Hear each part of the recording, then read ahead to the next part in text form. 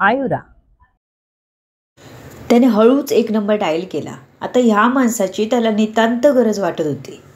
इथून पुढे, हॅलो, इतक्या पहाटेच कॉल केलास?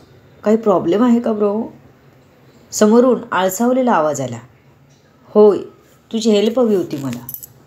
मला वाटतं आदिराज माझ्यासोबत डबल गेम खेळत आहे, आयुष म्हणाला. काय केलं त्याने? निधीला काही त्रास देत नाही ना? नाही, निधीला काही त्रास देत नाही, पण तो माझ्या आयुषी जवळी करायचा प्रयत्न करतोय असं मला वाटतंय खूप. मला त्याचा इरादा ठीक वाटत नाही. प्रमाणापेक्षा जास्त तो मला मदत करतोय आणि मला हेच कळत नाही तो का एवढी मदत करेल. काहीतरी त्याला फायदा किंवा कोणती तरी गोष्ट मिळवायची असल्याशिवाय तो असं काहीच करणार नाही. मला कालपासून वेगळंच वाटतंय. मला सारखं असं वाटतंय की आदिराज काहीतरी वेगळं करायच्या तयारीत आहे, आयुषने सांगितलं. बरं, आपण नक्कीच काहीतरी मार्ग काढू. मला थोडा वेळ दे, मी तुला आज भेटतो. हा आयुषचा मित्र देवेश इनामदार होता. तोही एक केस हँडल करूनच कालच मुंबईत आला होता. त्याला त्याच्या जिवलग मित्राची संकट आल्यावरच आठवण येत होती, पण तो मात्र सदैव मदतीला तत्पर होता. ओके, आयुष म्हणाला. आत्ता त्याला थोडं रिलॅक्स वाटलं होतं. आदिराजचं प्लॅनिंग काय आहे माहीत नसलं तरी तो काहीतरी मोठं डोक्यात ठेवून आहे एवढं तर त्याच्या लक्षात आलंच होतं. कदाचित गोड बोलून काटा काढायच्या विचारात तर नसेल ना. हा विचार जसा आयुषच्या डोक्यात आला तसा तो आतून हादरलाच. खरंच जर त्याचं असंच काही प्लॅनिंग असेल तर? तो शांतपणे यावर देवेशशी बोलून घेणार होता. समीर इथे होता तेव्हा तो खूप रिलॅक्स होता. देवेशला त्रास द्यायची गरज वाटली नाही, पण आता तो इथे एकटाच होता. अशावेळी त्याला फक्त देवेशच समोर आला होता. देवेशच्या बोलण्यावरून आयुषला कळलं की आता पहाट झालेली. बघितलं घड्याळात तर 4:20 झाली होती. विचार करत बसल्यामुळे त्याला तर वेळेचं भानच नव्हतं. तो कितीला उठला हे सुद्धा त्याने बघितलं नव्हतं. एक एक गोष्टीची खात्री होत गेली तसा तो कोसळत जात होता. का आपण प्रत्येक वेळी आदिराजच्या बोलण्यात फसलो? का त्याची आपण मदत स्वीकारली? का? तो स्वतःला दोष देत होता. आयुराला त्याने काही केलं तर? नो, मी माझं सर्वस्व पणाला लावेन, पण तिला काही होऊ देणार नाही. देवेशला आयुषने कॉल केल्यापासून उठून कामाला लागला. त्याने आपला लॅपटॉप उघडला आणि आदिराजची सगळी माहिती काढायला सुरुवात केली. इंटरनेटवर फक्त त्याची वरवर माहिती मिळत होती. वडिलांची माहिती काढली, त्यांच्या कंपनीची माहिती काढली, त्याच्या फॅमिलीची सगळी माहिती काढली. त्याची आई ऑफ झाली होती, वडिलांना पॅरालिसिस अटॅक आला होता. पण आता सगळ्या कंपन्या, हॉटेल, स्कूल, हॉस्पिटल व इतर गोष्टी आदिराज सांभाळत होता. त्याला काहीतरी मिसिंग जाणवत होतं, पण ते त्याला माहीत होतं. ते सहजासहजी मिळणार नव्हतं. ते त्याला जबरदस्ती मिळवावं लागणार होता. हो, बरोबर ओळखलात. आता त्याला आदिराजचं प्रत्येक ठिकाणचं सर्व्हर चालू असायला हवा होता, म्हणजे त्याचं काम सोपं गेलं असतं. त्याने उठून आंघोळ केली आणि आयुषला कॉल केला. तुला आदिराजबद्दल काय माहीत आहे? देवेशने विचारलं. तो निधीचा बॉस आहे, ह्या पलीकडे त्याच्याविषयी काहीच माहिती नाही, आयुषने सांगितलं. बरं, मी तुला संध्याकाळी भेटायला येतो. तोपर्यंत तू निश्चिंत राहा, काळजी करू नकोस. तो लगेचच काही ॲक्शन घेणार नाही. तुला काही डाऊट आलाय हे त्याला अजिबात दाखवून देऊ नकोस. जसा तू त्याच्याशी वागायचास तसाच वाग, देवेशने सांगितलं. ओके, मी तसंच करेन, आयुष म्हणाला. समीर सध्या काय करतो? देवेशने विचारला.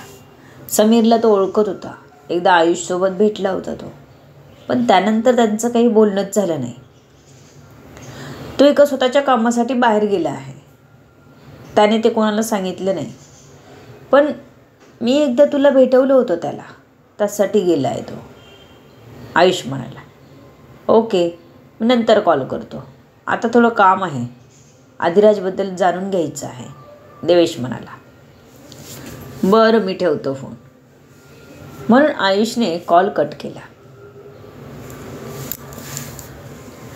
आयुष अजूनही तिथेच बसून आयुराला निहाळत होता.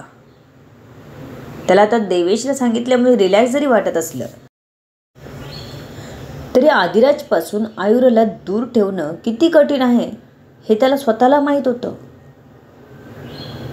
तो सावकाश उठून तिच्या जवळ चालत आला. तिच्या डोक्यावरून हात फिरवला आणि आपले ओठ तिच्या कपाळावर टेकवले. तिने डोळे उघडले आणि त्याचा हात आपल्या हातात घेतला. आयु, बरं वाटतंय? आपण आज घरी जाऊया का? आयुषने विचारला. आयुराने हुंकार भरला. ओके, डॉक्टर आले की मी बोलून घेतो त्यांच्याशी, आयुष म्हणाला आणि फ्रेश व्हायला घेऊन गेला तिला. तो सगळं करू शकत होता.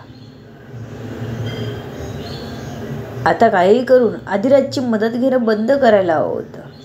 घराच्या बाहेर असलेले गार्ड काढून टाकायला सांगायला हवे होते. आयुषला वाटत होतं त्याने आपल्यासाठी ठेवले, पण आदिराजसारखा माणूस आयुषसाठी गार्ड का ठेवेल? त्याने तिथली हालचाल समजायला पाहिजे म्हणून ठेवले होते. थोड्या वेळाने डॉक्टर आले. डॉक्टर आयुराला घरी घेऊन जाऊ शकतो का? आयुषने विचारला. आपल्याला एकदा त्यांचा एक्सरे करावा लागेल. जर त्यांना जास्तच प्रॉब्लेम नसेल तर तुम्ही त्यांना घरी घेऊन जाऊ शकता, डॉक्टर म्हणाले. आदिराज सर काही बोलले का? आयुषने अंदाज काढत विचारला. नाही सर, फक्त पेशंटकडे लक्ष द्या आणि काही लागलं तर बघा असं म्हणाले. अर्जंट असेल तर कॉल करायला सांगितलं आहे, डॉक्टरांनी सांगितलं. आदिराजने आधीच सांगितलं होतं डॉक्टरांना की अजून 4 दिवस तरी सोडायचं नाही, पण केस तुम्ही हँडल करायची, माझं नाव येता कामा नाही. मग डॉक्टर कसं काय आदिराजचं नाव घेतील? ठीक आहे, आयुष म्हणाला. तसे डॉक्टर निघून गेले.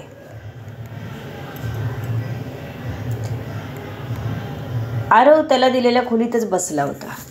जेव्हा त्याला आदिराजवर डाऊट आला की नक्की काय काम करून घेणार आहे, तेव्हा त्याने पळून जायचा विचार केला. अजून त्याची आई हॉस्पिटललाच होती, वडील त्याच्याच मागे व्यस्त होते, तर त्याला गुपचूप पळून जायची हीच संधी होती. पण निधीला असंच सोडून द्यायला त्याला मन करेना. निधीला धडा शिकवल्याशिवाय त्याला चैन पडेना, म्हणून त्याने आपल्या मित्राला सांगून तिची सुपारी दिली. पण सोबत अधिराजला बघून त्याने प्लॅन बदलला. एवढ्या मोठा बिझनेसमन त्याला हात लावायचा नव्हता, भले तो पळत असेल त्याच्यापासून. हे जरी खरं असलं तरी त्यानेच जीव वाचवला होता.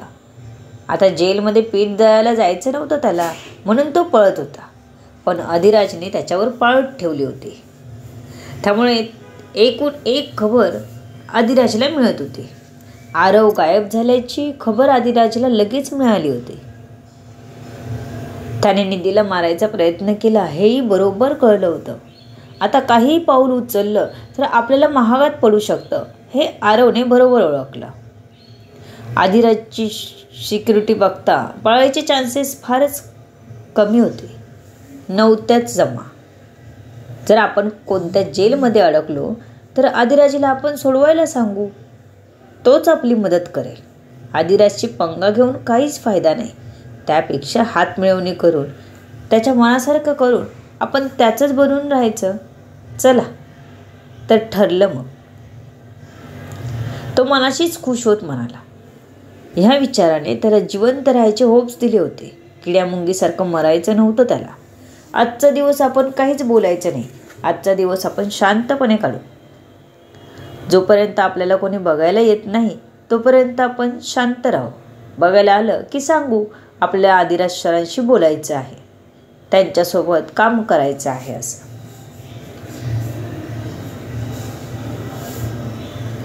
तिथेच असलेल्या एका बेडवर त्याने झोपून दिलं. हो, आदिराजने बेड दिला होता झोपायला. त्याला आरवला आपल्या कामासाठीच घ्यायचं होतं, पण तो होता की जास्तीची शहाणपट्टी करत होता. म्हणूनच आदिराजला राग आला होता.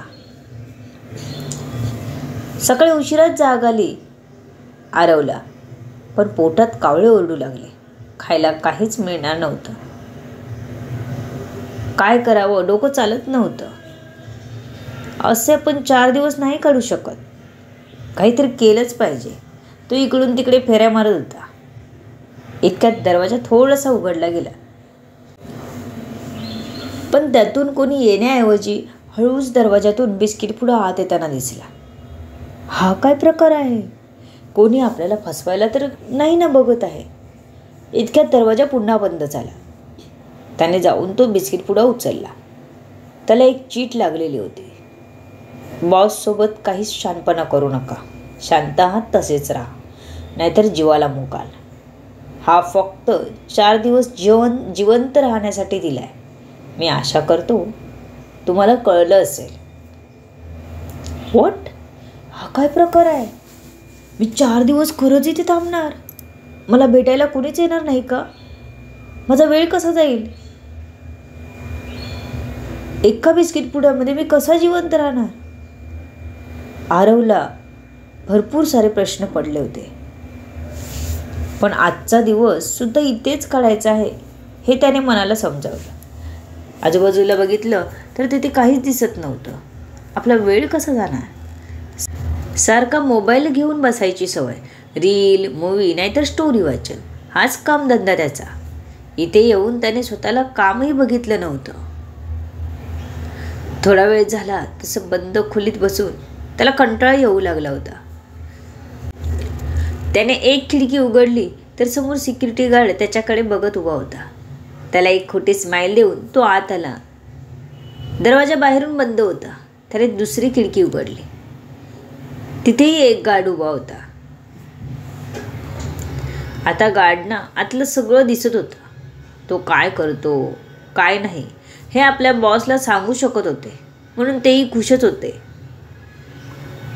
आरव एका खिडकीत बसून बाहेरचं निरीक्षण करत होता. तिथे बसून निदान त्याला येणारी जाणारी 1-2 लोक तरी दिसत होती.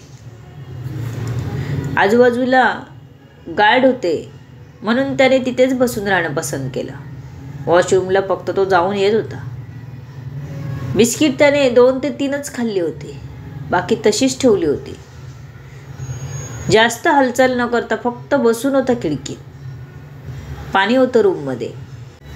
खायचं प्यायचं बंद कर म्हणाला आदिराज, तेव्हा त्याला वाटलं होतं की पाणीसुद्धा मिळणार नाही, पण रूममध्ये होतं पाणी. अगदी बाथरूममध्ये सुद्धा, वापरायला आणि प्यायला सुद्धा. नशीब आदिराजने बंद केलं नव्हतं.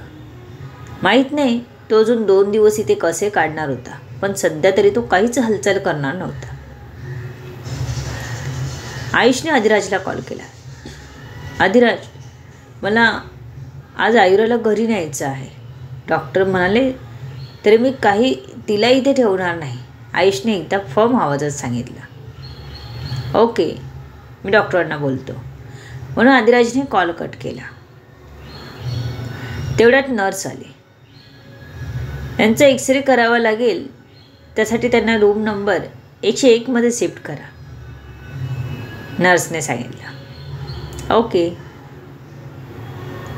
आयुषने तिला ओके सांगून आयुराला सांगितलेल्या वॉर्डमध्ये शिफ्ट केलं. पुढच्या 10 मिनिटात तिचं झालं तसं पुन्हा आयुष तिला आपल्या वॉर्डमध्ये घेऊन आला. आयुराला आता काहीच त्रास होत नव्हता, पण आदिराजला मान्य नव्हतं. त्याने काहीही करून एक्सरे चेंज करायला सांगितला होता, कारण त्याला अजून 2-3 दिवस तरी ती जायला नकोच होती. थोड्या वेळाने एक्सरे रिपोर्ट आला. त्यात तिच्या कमरेचा हाड फ्रॅक्चर दिसत होता. सर, तुमच्याशी डॉक्टरांना बोलायचं आहे, नर्सने येऊन आयुषला सांगून निघून गेली. आयुषने आयुर्वेला डोळ्यानेच सांगून नर्स मागोमागच निघाला. बोला डॉक्टर, आयुषने विचारला. सर, मला वाटतं तुम्हाला लगेच मिसेस मोहितेंना घरी नेता येणार नाही. त्यांच्या कमरेचा हाड फ्रॅक्चर आहे, डॉक्टर म्हणाले. पण डॉक्टर, काहीही असेल तरी आता मला आयुर्वेला घरीच घेऊन जायचं आहे. प्लीज, मी सगळी जबाबदारी घ्यायला तयार आहे. आदिराजीने तुम्हाला सांगितलं असेलच, मला काहीही करून डिस्चार्ज हवा आहे. आयुष थोडासा रागातच म्हणाला.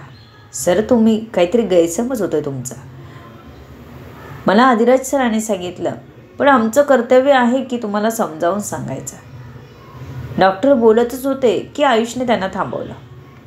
डॉक्टर, मला आता काहीच ऐकायचं नाही. मला तिला घरी न्यायचं आहे. तुम्ही डिस्चार्ज प्रोसिजर करायला घ्या. आयुषने रागानेच त्यांना सांगितलं.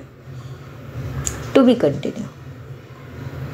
सर्व गोष्टी जाणून घेण्यासाठी पुढील येणारे भाग वाचायला आणि ऐकायला विसरू नका. तुमच्या अमूल्य प्रतिसादाची आतुरतेने वाट बघतोय.